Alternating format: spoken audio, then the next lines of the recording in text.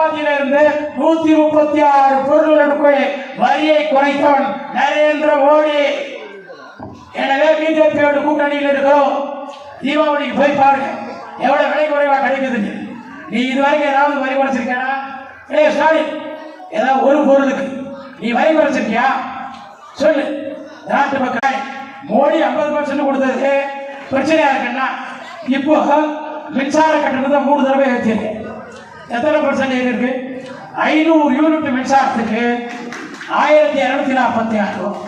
எல்லாம் கேட்டுக்கங்க பெண்கள், 500 யூனிட்டுக்கு 1246 ரூபா. 510 யூனிட் வந்துச்சுன்னு கேங்க, 1246 ரூபா. 10 யூனிட்டுக்கு 716 ரூபா அதிகமாக. அப்ப எத்தனை பர்சன்ட் ஏற்றிருக்கான்? நம்ம 50%.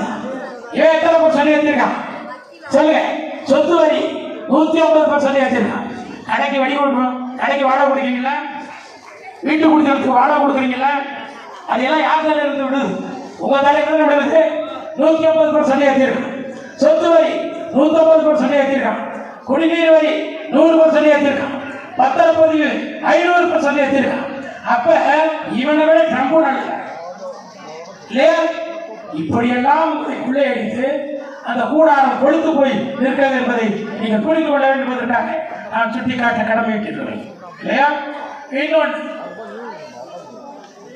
160 தொகுதியை கடந்து விட்டார் எடப்பாடியார். அப்படின்னா தமிழ்நாட்டினுடைய 3/4 பகுதி மக்களை நேருக்கு நேராக சந்தித்து வாக்குகளை கேட்டு முடித்து விட்டார் எடப்பாடியார். இன்னும் ஒருவேளை மூட்டோடைய கிளம்பல.